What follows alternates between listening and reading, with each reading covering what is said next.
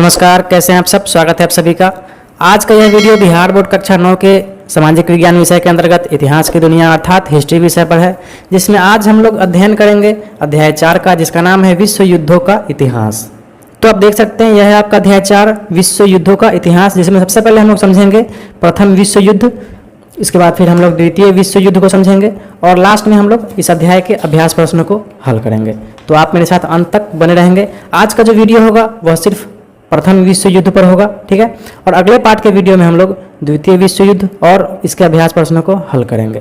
तो चलिए शुरू करते हैं हम प्रथम विश्व युद्ध। सबसे पहले आज हम लोग समझेंगे कि यह प्रथम विश्व युद्ध था क्या, फिर इसके बाद यह विश्व युद्ध हुआ क्यों, इसके कारण को समझेंगे और फिर घटनाक्रम को समझेंगे, कैसे कैसे युद्ध हुआ, और फिर यह भी समझेंगे लास्ट में कि युद्ध का अंत कैसे हुआ, और फिर लास्ट में युद्ध का जब अंत हो गया तो फिर उसके क्या क्या परिणाम निकले, इनको भी हम लोग समझेंगे। तो सबसे पहले हम लोग समझते हैं यह प्रथम विश्व युद्ध नाम कैसे पड़ा, प्रथम विश्व युद्ध था क्या। चलिए थोड़ा बेसिक चीज़ों को समझ लेते हैं। यह है आपके पूरे विश्व का मानचित्र, जिसमें देखिए आपका भारत यहाँ है और यह एशिया का क्षेत्र है, यह अफ्रीका का क्षेत्र है, यह यूरोप का क्षेत्र है, यह उत्तरी अमेरिका है, यह दक्षिणी अमेरिका है, यह ऑस्ट्रेलिया है। इस तरह से 7 महादेश है। अब पिछले अध्याय में पढ़ चुके हैं कि यह जो यूरोप महादेश के जो जितने भी देश थे वे काफ़ी आगे निकल चुके थे, बहुत सारा नया नया खोज कर रहे थे, जहाज़ बना चुके थे और समुद्र के रास्ते से दूसरे दूसरे देशों पर जा रहे थे, अफ्रीका के देशों में, एशिया के देशों में आ रहे थे और सभी देशों पर क्या कर रहे थे, अपना कब्जा जमा रहे थे, ठीक है।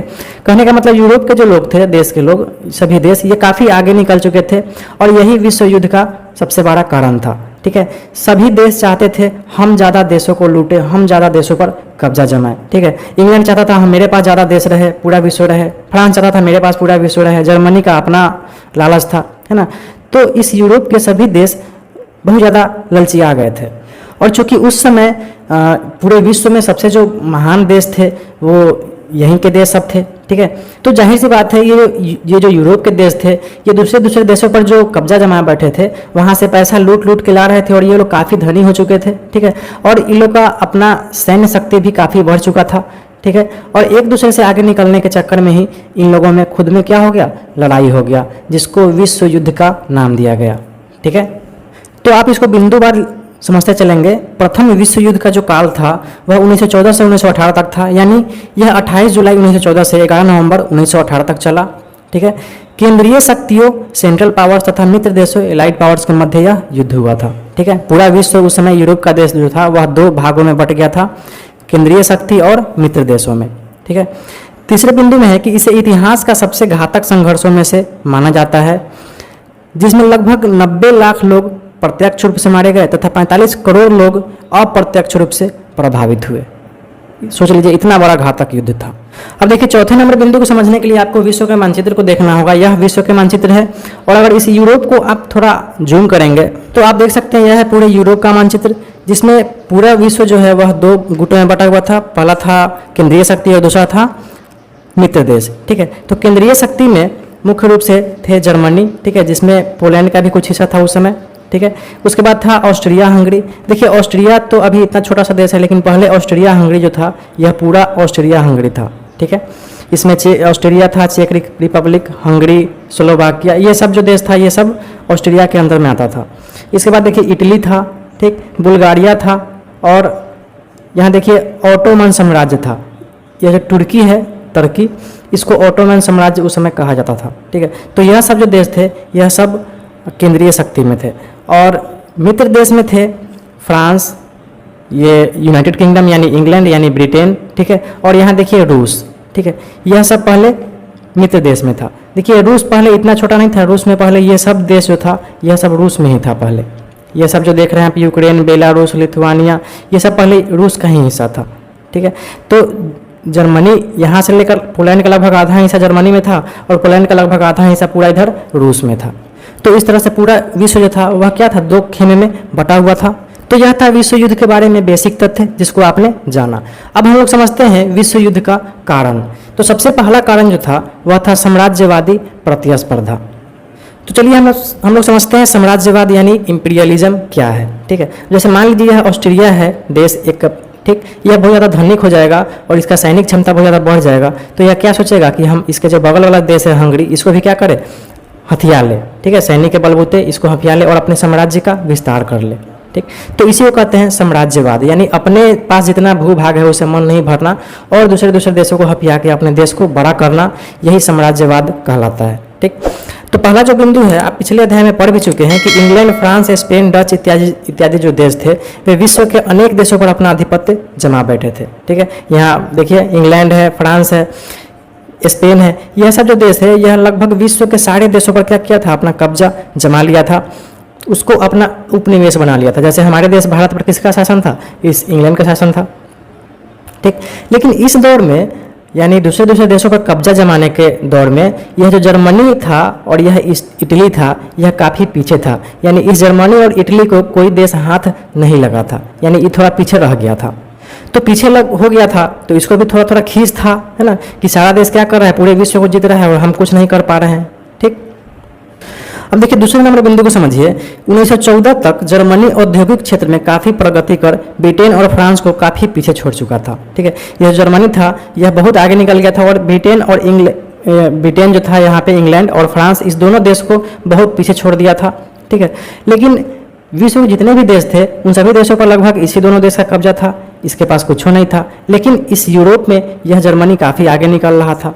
ठीक है, और जब आगे निकल रहा था तो कोई भी देश कैसे आगे निकलता है, अपने व्यापार से निकलता है। ठीक है, तो जब इसको व्यापार ज़्यादा हो रहा था तो यह दूसरे दूसरे देशों में क्या करना चाह रहा था, व्यापार करना चाह रहा था। ठीक, वहाँ से सामान खरीदने के लिए और वहाँ सामान बेचने के लिए। लेकिन जिस जिस देश में यह व्यापार करना चाह रहा था वह लगभग सारा देश को किसने हथिया लिया था, तो किसी को फ्रांस ने तो किसी को इंग्लैंड ने। यानी अफ्रीका और एशिया के अधिकांश हिस्से को इंग्लैंड और फ्रांस ने आपस में बांट लिया था। ठीक है, और तीसरे बिंदु को समझते हैं। जब जर्मनी व्यापार में बहुत आगे निकल गया, ठीक है, तो आपको तो पता ही है कि यह जो तुर्की है, यह ओटोमन साम्राज्य का हिस्सा था और पहले यह दोनों देश दोस्त थे।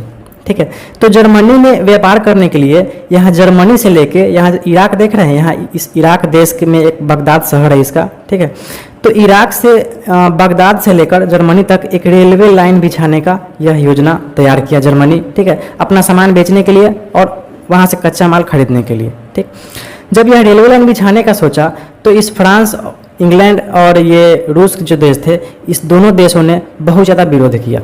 ठीक है, कि कैसे तुम रेलवे लाइन बिछा लेगा, है ना, तेज बन रहा है।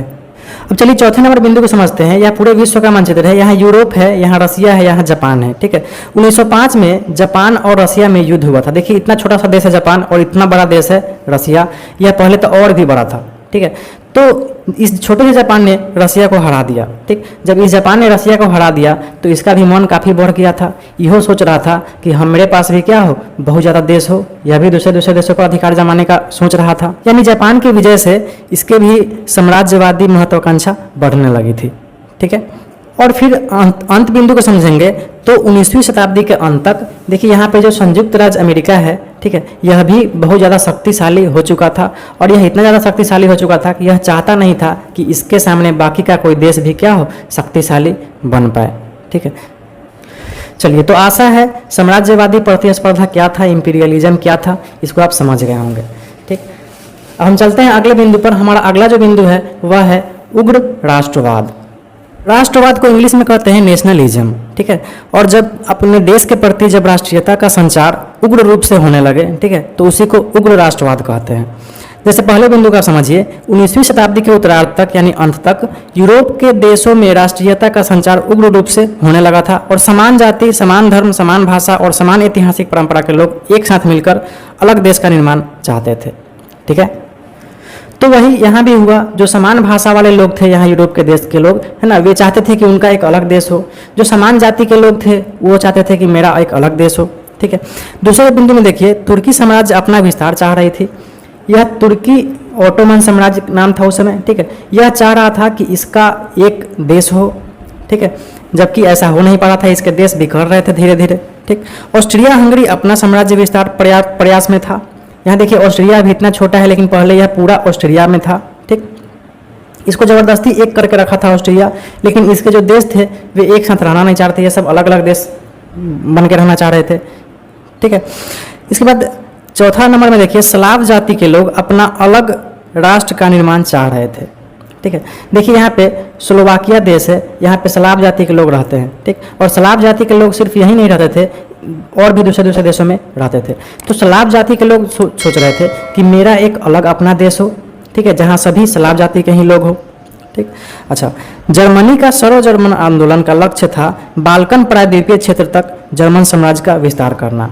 यानी यह जो जर्मनी है, यह देखिए इस क्षेत्र को बाल्कन क्षेत्र कहते हैं। देखिए यहाँ पे काला सागर है, ब्लैक सी, ठीक। यहाँ देखिए यह मेडिटेरियन सी है, और इस समुद्र से जो सटा हुआ यह जो सब देश है इसको बाल्कन देश कहते हैं, ठीक। तो जर्मनी चाहता था कि यह पूरा बाल्कन देश किसका हो, इसका हो, ठीक। तो सब अपने राष्ट्रवाद के फेर में लगा हुआ था, सब चाह रहा था कि मेरा देश बड़ा हो, एक हो।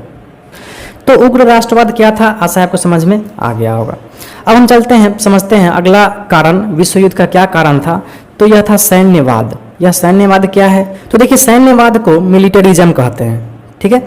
और उस समय प्रथम विश्व युद्ध के समय यह जो यूरोप के देश थे, ये देश अपने देश का जो भी कमाई होता था, जो भी इनकम होता था देश से, उसका लगभग 85% हिस्सा कहाँ खर्च करते थे, सैनिक की तैयारी पर खर्च कर रहे थे, ठीक है। कोई भी देश जब पैसा कमाता है, आप ही सोचिए आपके घर में पैसा कमाई होता है, तो आप क्या उतना पैसा आप अपने रक्षा के लिए खर्चा कर देंगे, तो फिर आपका घर का विकास कैसे होगा, आप लोग खाएंगे कैसे, पिएंगे कैसे, रहेंगे कैसे, अच्छा कपड़ा कैसे पहनेंगे, पढ़ाई लिखाई कैसे करेंगे, ठीक है। लेकिन ये गलती कर रहा था उस समय यूरोप का देश, जो भी कमाई हो रहा था देश का, उसका 85% हिस्सा किस पे खर्चा कर रहा था, अपने सैनिक को मजबूत करने में लगा था, ठीक। दूसरा बिंदु है कि 1913-14 में फ्रांस के पास लगभग 8 लाख सैनिक थे। इस फ्रांस देश के पास लगभग 8 लाख सैनिक थे उस जमाने में, सोच लीजिए।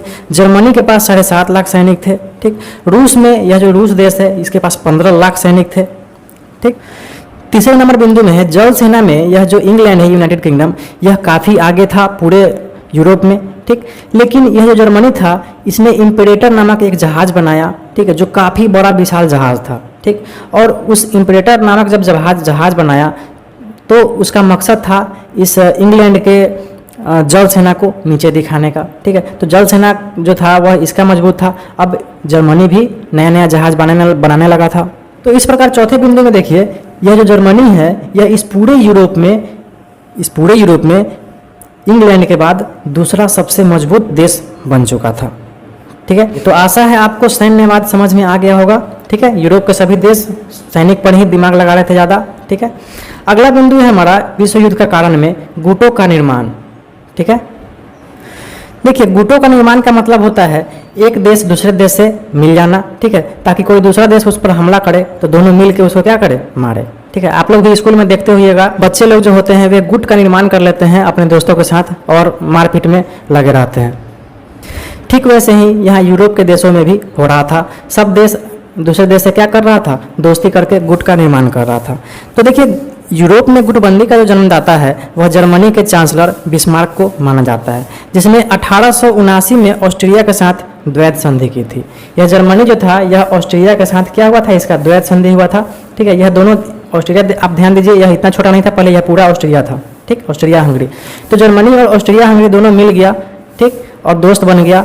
इसलिए दोस्त बना कि कोई दूसरा देश अगर हमला करे तो ये दोनों मिल के उसको क्या करे, मारे, ठीक।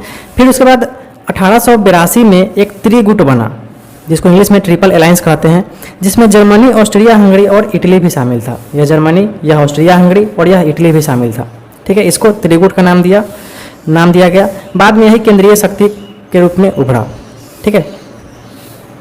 तीसरा बिंदु है, इस त्रिगुट के विरोध में फ्रांस, रूस और इंग्लैंड ने भी 1907 में त्रिदेशीय संधि यानी ट्रिपल इंटेट बनाई गई, ठीक। और जब फ्रांस, रूस और इंग्लैंड जो था यह जब देख रहा है कि अरे ये तो तीनों गोरा मिल गया है ना, जब तीनों गोरा मिल गया तो मजबूत हो गया, ठीक। तो यह फ्रांस, इंग्लैंड और रूस जो था यह भी क्या हुआ, यह भी तीनों देश मिलके दोस्त बन गया और इसने अपने दोस्ती का नाम दिया त्रिदेशीय संधि यानी ट्रिपल इंटेट, ठीक है। तो इस तरह से गुटबंदी बन गया। चलिए, तो इस विश्व युद्ध का जो कारण था आप अच्छे से समझ चुके हैं, क्या क्या कारण था।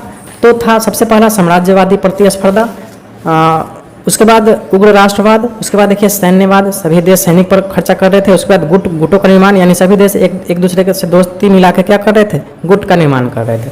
अब हम आगे समझते हैं घटनाक्रम यानी युद्ध का शुरुआत। यह युद्ध कैसे शुरू हुआ। ठीक है, इसको बिंदुवार हम लोग मैप पे देख के समझेंगे, आपको अच्छा से आसानी समझ में आ जाएगा। देखिए, इस युद्ध के शुरुआत में 7 बिंदु है, इस 7 बिंदु के माध्यम से हम लोग पूरे अच्छे से समझ जाएंगे युद्ध कैसे शुरू हो गया। ठीक है, तो अभी तक तो आपने अच्छे से समझ ही लिया कि यह पूरे यूरोप में क्या क्या घटना हो रहा था। ठीक है, और जो भी घटना हो रहा था वह एक तरह से आप समझ लीजिए कि इस पूरे यूरोप में बारूद बैठाया जा रहा था। ठीक है, बारूद बम बैठाया जा रहा था। ठीक, एक छोटा सा घटना जो था वह माचिस का तिल्ली का काम कर गया। ठीक है, और जैसे ही वह छोटा सा घटना हुआ, यह बारूद के जैसा, बम के जैसा, यह पूरे देश क्या हुआ, एक दूसरे से आपस में लड़ने झगड़ने लगा। इसको हम लोग अच्छा से समझते हैं।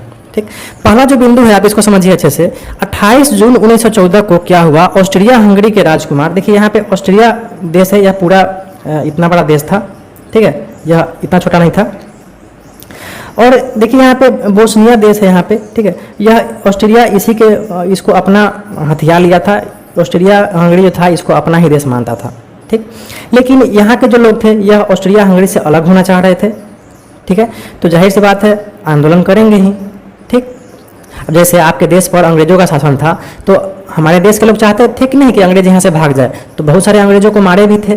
ठीक, ठीक उसी प्रकार यहाँ भी इस बोस्निया में क्या हुआ, बोस्निया के जो लोग थे वह इस ऑस्ट्रिया हंगरी से अलग होना चाह रहे थे। और घटना क्या हुआ कि 28 जून 1914 को ऑस्ट्रिया हंगरी के राजकुमार, जिनका नाम था आर्क ड्यूक फर्डिनेंड, आप ध्यान देंगे यह सबसे मेन कारण यही था। आर्क ड्यूक फर्डिनेंड जो था वह बोस्निया की राजधानी साराजेवो में गया घूमने। ठीक है, और जैसे ही यह सारा जो गया घूमने, यहाँ के जो क्रांतिकारी थे जो इस देश से अलग होना चाह रहे थे, उसने क्या किया, गोलियों से भूनकर इनकी हत्या कर दी। किसकी, आर्क ड्यूक फर्डिनेंड की। इसमें आर्क ड्यूक फर्डिनेंड मारे गए, साथ साथ उनकी जो पत्नी थी वह भी मारी गई। ध्यान से समझिए, जब बोस्निया में इसके राजकुमार का जब हत्या हो गया तो आपको तो पता है बोस्निया यहाँ से अलग होना चाह रहा था, लेकिन बोस्निया जो था यह यहाँ से अलग होके यह अलग देश नहीं बल्कि इस सर्बिया के साथ मिलके एक नया देश बनाना चाह रहा था, क्योंकि ये सभी लोग स्लाव जाति के थे और स्लाव जाति के लोग एक देश बनाकर रहना चाह रहे थे। ठीक, तो यह जो ऑस्ट्रिया हंगरी था इसने सर्बिया को गुनहगार बताया। ठीक है, इसके राजकुमार का जो हत्या हुआ इसका जिम्मेदार किसको ठहराया, सर्बिया को। ठीक, इसको लगा कि यह सर्बिया ही इसको मदद कर रहा था, तभी यहाँ पे राजकुमार का यहाँ पे हत्या हो गया। ठीक, तो ऑस्ट्रिया ने इस घटना के लिए सर्बिया को जिम्मेदार ठहराया, इस सर्बिया को, और सर्बिया के समक्ष मांगे रखी। ठीक, बहुत सारा ऐसा मांग रख दिया जो सर्बिया इसका पूरा कर ही नहीं सकता था। ठीक, सर्बिया ने स्वीकार करने से इनकार कर दिया। फलतः 28 जुलाई 1914 को ऑस्ट्रिया ने सर्बिया के खिलाफ युद्ध की घोषणा कर दी। ध्यान दीजिए, यही डेट है जहां से प्रथम विश्व युद्ध का शुरुआत हो रहा है। 28 जुलाई 1914 क्या होता है, ऑस्ट्रिया हंगरी इस सर्बिया के खिलाफ युद्ध का घोषणा कर देता है। ठीक, अब देखिए क्या हो रहा है, जब ऑस्ट्रिया सर्बिया के साथ युद्ध लड़ने लगता है तो सर्बिया जो है यह रूस से सहायता मांगता है। सर्बिया जो था यह रूस का ही बहुत बड़ा दोस्त था और रूस ने इस सर्बिया को वचन दिया था कि तुमको कुछ होगा तो हम तुमको मदद करेंगे। ठीक, और जैसे ही इसने इसको युद्ध के लिए घोषणा किया वैसे ही रूस जो था यह सर्बिया के पीछे आ गया।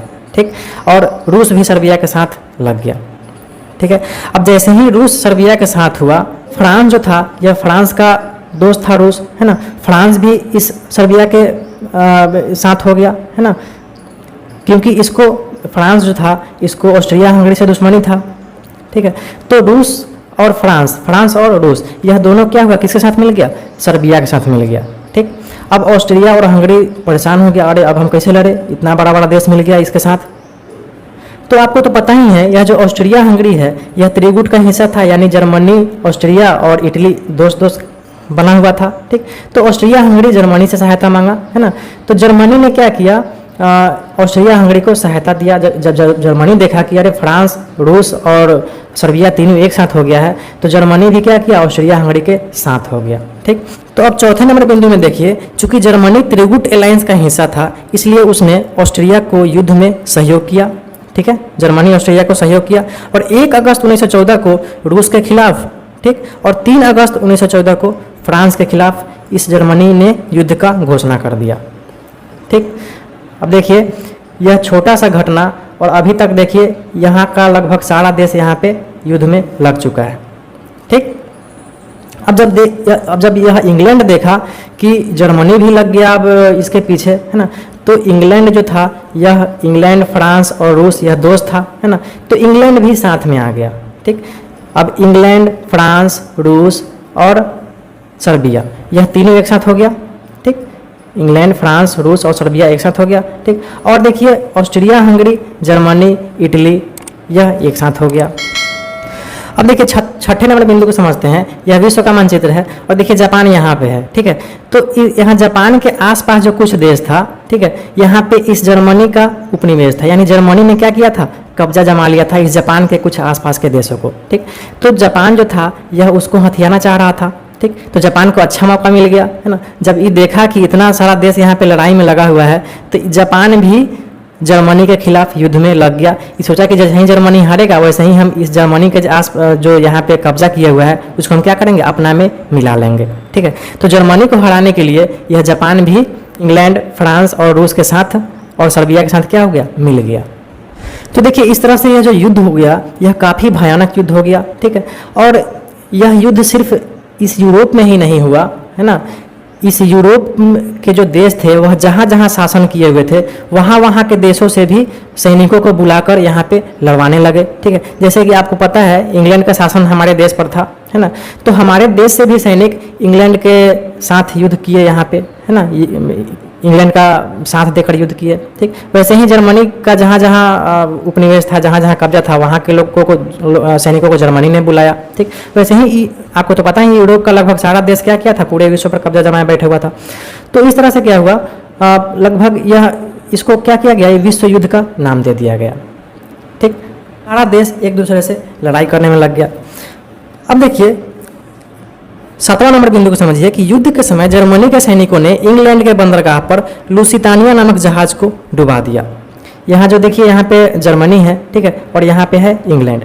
तो जर्मनी में जो था, जब इंग्लैंड से जब लड़ाई हो रहा था तो यहाँ पे इस अमेरिका का, यहाँ देखिए अमेरिका है, ठीक है, अमेरिका का जहाज यहाँ पे लगा हुआ था इंग्लैंड के बंदरगाह पर। ठीक, तो जर्मनी जब इसे लड़ाई कर रहा था तो इसको पता नहीं चला कि अमेरिका का है ना, इसने उस जहाज को इंग्लैंड का जहाज समझ के इसको डुबा दिया।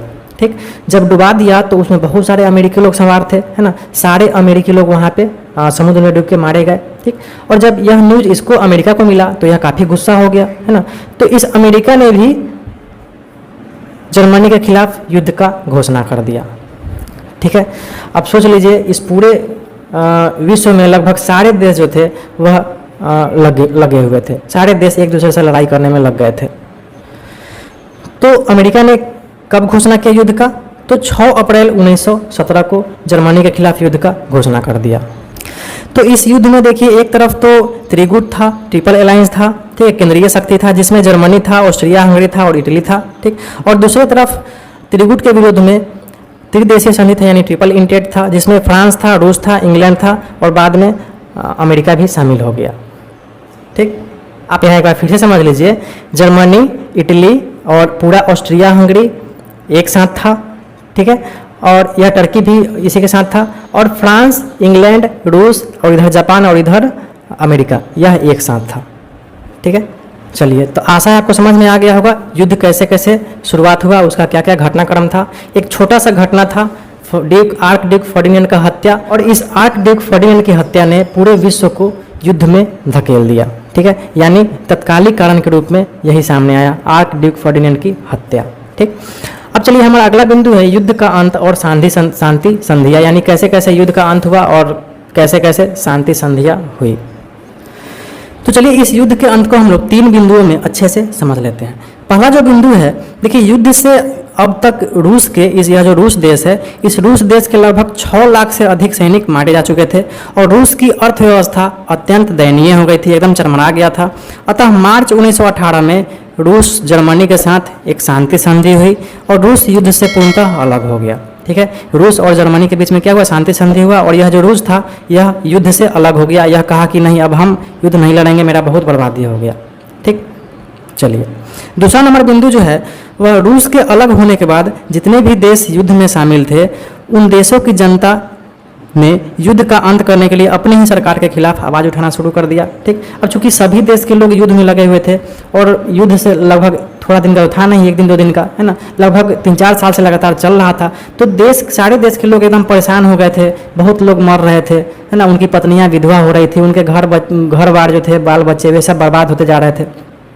तो सारे देश के लोग जो थे वे परेशान थे, और वहाँ के जो राजा थे वे उनको कोई भी फर्क नहीं पड़ रहा था, है ना।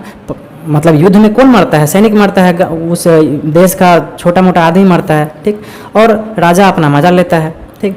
तो वहाँ के जो लोग थे वे अपने राजा के खिलाफ प्रदर्शन करने लगे कि नहीं, अब ये युद्ध का अंत होना चाहिए, ठीक है, अपने ही सरकार के खिलाफ आवाज़ उठाना शुरू कर दिए। तीसरे नंबर बिंदु में है कि इंग्लैंड और फ्रांस के साथ अमेरिका के युद्ध में शामिल हो जाने से जर्मनी तथा उसके सहयोगी देश की हार होने लगी, ठीक। आपको तो पता ही है कि पहले फ्रांस, इंग्लैंड और रशिया एक साथ मिलकर लड़ाई कर रहा था, और सर्बिया एक साथ मिलकर लड़ाई कर रहा था, ठीक। लेकिन जब जर्मनी ने इसके इंग्लैंड के बंदरगाह पर जब अमेरिका का जहाज़ डुबा दिया, है ना, तो अमेरिका भी युद्ध में शामिल हो गया था, ठीक, जर्मनी के खिलाफ युद्ध का घोषणा कर दिया था, ठीक। तो चूंकि अमेरिका जो था उस समय बहुत शक्तिशाली देश था, है ना, और अमेरिका जब इस युद्ध में शामिल हुआ तो जर्मनी, ऑस्ट्रिया हंगरी और इटली इसको पस्त कर दिया कुछ ही दिनों में, ठीक है। तो जैसे ही अमेरिका इस युद्ध में शामिल हुआ, जर्मनी, इटली एकदम हारने लगा। धीरे धीरे वे युद्ध से अलग होने लगे, और 3 नवंबर 1918 को ऑस्ट्रिया हंगरी के सम्राट ने आत्मसमर्पण कर दिया, ठीक। यानी जिसने युद्ध शुरू किया था ऑस्ट्रिया हंगरी, इसने कब आत्मसमर्पण कर दिया? 3 नवंबर 1918 को यह आत्मसमर्पण कर दिया। यह माफ़ी मांग लिया कि नहीं, अब हमसे नहीं होगा, बहुत सारे सैनिक मेरे मारे जा चुके हैं, ठीक। और इसके बाद 11 नवंबर 1918 को जर्मनी ने भी युद्ध विराम संधि पर हस्ताक्षर कर दिए, ठीक है। जर्मनी भी कहा कि नहीं, अब हमसे नहीं होगा, बहुत सारा सैनिक इसका मारा जा चुका था, इसका अर्थव्यवस्था पूरा गड़बड़ा गया था, ठीक है, इसके देश में खाने के लिए कुछ नहीं था, अकाल पड़ गया था युद्ध लड़ते लड़ते, ठीक। तो इस तरह से क्या हुआ? युद्ध का अंत हो गया, ठीक। एक तरह से अमेरिका शामिल हुआ तो युद्ध का अंत हो गया। अगर अमेरिका शामिल नहीं होता तो यह और भी ज़्यादा देर तक यह युद्ध चलता, ठीक। अमेरिका शक्तिशाली था, इसको हरा दिया और युद्ध को ख़त्म कर दिया। और देखिए, कोई भी जब बड़ा युद्ध होता है, ठीक है, तो वह ऐसे ही ख़त्म नहीं होता है, वहाँ एक संधि होती है, ठीक है, ताकि आगे युद्ध ना हो, इसके लिए संधि होती है। एक टेबल पे सभी देशों के लोग जो हारे हुए होते हैं वो भी, और जीते हुए होते हैं वो भी, वे सभी एक टेबल पे बैठते हैं और फिर संधि की शर्तें तय करते हैं कि अब आगे युद्ध ऐसा नहीं हो, उसके लिए क्या क्या हम लोग को अब तय करना चाहिए। तो ठीक उसी तरह यहाँ भी प्रथम विश्व युद्ध के बाद एक संधि होता है जिसको वर्साई की संधि के नाम से जाना जाता है, ठीक। वर्सा शहर देखिए यहीं पे है, पोलैंड में है, ठीक है, पोलैंड का राजधानी है आज के डेट में वर्सा, ठीक है। यहीं पे प्रथम विश्व युद्ध के बाद संधि होती है, जहाँ हारे हुए और जीते हुए सभी देश के लोग यहाँ पे आके बैठते हैं और एक टेबल पे संधि करते हैं। और इस चीज़ से आप भी सीख ले सकते हैं कि ज़िंदगी में, जीवन में लड़ाई करने से कुछ भी नहीं मिलता है, ठीक है। लास्ट में कैसे देख रहे हैं, यहाँ एक टेबल पे बैठ के ये लोग क्या कर रहे हैं? चर्चा कर रहे हैं, ठीक है। तो कोई भी समस्या है आपके जीवन में, आप बात करके उसका हल करें। आपके दोस्त से, आपके घर में कहीं भी कोई समस्या है तो बैठ के बात करें और उस समस्या को सॉर्ट आउट करें। लड़ाई झगड़ा करने से कुछ भी नहीं होता है। अब देखिए, इतना बड़ा युद्ध हुआ और लास्ट में क्या हुआ? यहाँ वर्षा में एक टेबल पर सभी देश बैठ के संधि कर रहे हैं, वार्ता कर रहे हैं। तो चलिए, पहला बिंदु कह रहा है कि युद्ध का अंत होने के बाद 28 जून 1919 को विजयी देशों, यानी जो देश विजयी हो गया था, जीत गया था, यानी मित्र राष्ट्रों का पराजित राष्ट्रों के मध्य वर्साय शहर में, ठीक है, यही है वर्सा शहर पोलैंड में, वर्साय शहर में एक संधि हुई जिसको वर्साय की संधि के नाम से जाना जाता है, ठीक है। दूसरा नंबर बिंदु है कि इस संधि में विजयी राष्ट्र अमेरिका के राष्ट्रपति वुडरो विल्सन शामिल थे, ठीक है, और इंग्लैंड के प्रधानमंत्री लॉयड जॉर्ज और फ्रांस के प्रधानमंत्री जॉर्ज क्लेमेंसो 3 प्रमुख व्यक्ति थे जो शांति संधि की शर्तें तय कर रहे थे और सारा दोष पराजित राष्ट्रों के माथे गढ़ रहे थे। ये तीनों देश जो जीते हुए थे वे सारा दोष किसको गढ़ रहे थे? सारा गलती जो देश हार गए थे उसी पर ठहरा रहे थे, ठीक है। तीसरा बिंदु है कि संधि में जर्मनी को युद्ध का जिम्मेवार ठहराया गया। जब यहाँ पे संधि हुआ तो जितने भी देश जीते हुए थे, इन सभी देशों ने युद्ध का मुख्य जिम्मेवार देश किसको माना? इस जर्मनी देश को माना, ठीक। चौथा है लीग ऑफ नेशन, यानी राष्ट्र संघ की स्थापना हुआ, ठीक। तो माने आगे युद्ध ना हो, ठीक है, कोई भी समस्या हो तो लोग एक जगह जाके बात करके बैठ के उस समस्या को हल कर ले। इसके लिए क्या स्थापना हुआ? लीग ऑफ नेशंस, ठीक है। इसको हम लोग आगे अभी समझेंगे, ठीक है, इसको अभी आप यहीं तक रहने दें। लीग ऑफ नेशंस नाम समझ ले। चलिए 5वां बिंदु है, जर्मनी के कोयला खदानों को 15 वर्षों के लिए फ्रांस को दे दिया। यहाँ जर्मनी में जो कोयला खदान था, जहाँ से कोयला निकलता था, फैक्ट्रियाँ चलती थी, उसको 15 वर्ष के लिए किसको दे दिया गया? इस फ्रांस देश को दे दिया गया। आप समझते जाइएगा क्या क्या हो रहा है यहाँ पे संधि में, ठीक है, क्योंकि यही संधि जो है यह फिर अगले दूसरे विश्व युद्ध का कारण बन जाता है। ठीक, यह सारा देश, जीता हुआ देश इतना ना मिल के इतना ना इसको थोप देता है, इतना जिम्मेवार ठहरा देता है, इतना दोषी ठहरा देता है और ऐसा ऐसा कंडीशन लगा देता है कि जर्मनी अंदर ही अंदर एकदम कुड़बुड़ाते रहता है कि कैसे हमको मौका मिले तो फिर से इस देशों को हरा दे। ठीक, तो देखिए 5वें नंबर बिंदु में जर्मनी का जो कोयला खदान था वह किसको दे दिया गया? 15 वर्षों के लिए फ्रांस देश को दे दिया गया। ठीक, जर्मनी को अपने देश के कुछ भाग डेनमार्क, कुछ बेल्जियम, पोलैंड और चेकोस्लोवाकिया को देना पड़ा। यहाँ देखिए इस जर्मनी के आसपास यहाँ देखिए यहाँ पे बेल्जियम है, डेनमार्क है, पोलैंड है और चेकोस्लोवाकिया चेक रिपब्लिक है। ठीक है, और जर्मनी का कुछ भाग जो है इसको दे दिया, कुछ भाग इसको दे दिया, कुछ भाग इसको दे दिया, कुछ भाग इसको दे दिया, यानी जर्मनी अब बहुत छोटा पड़ गया। ठीक है, बहुत अत्याचार किया गया इसके साथ। 7वां नंबर, जर्मनी को 1 लाख से अधिक सेना नहीं रखना था। अब इस पे कंडीशन लगा दिया गया सभी देशों ने मिलकर कि तुमको 1 लाख से ज़्यादा सैनिक नहीं रखना है। ठीक, 8वां बिंदु है कि जर्मनी को वायुसेना और पनडुब्बियों रखने का अधिकार छीन लिया गया। ठीक, चूंकि इसने इसका अमेरिका का यहाँ पे जहाज डुबा दिया था। ठीक है, तो सभी देशों ने इस पर कंडीशन लगा दिया कि अब तुमको कभी भी वायुसेना नहीं रखना है और जल सेना का भी उपयोग नहीं करना है तुमको।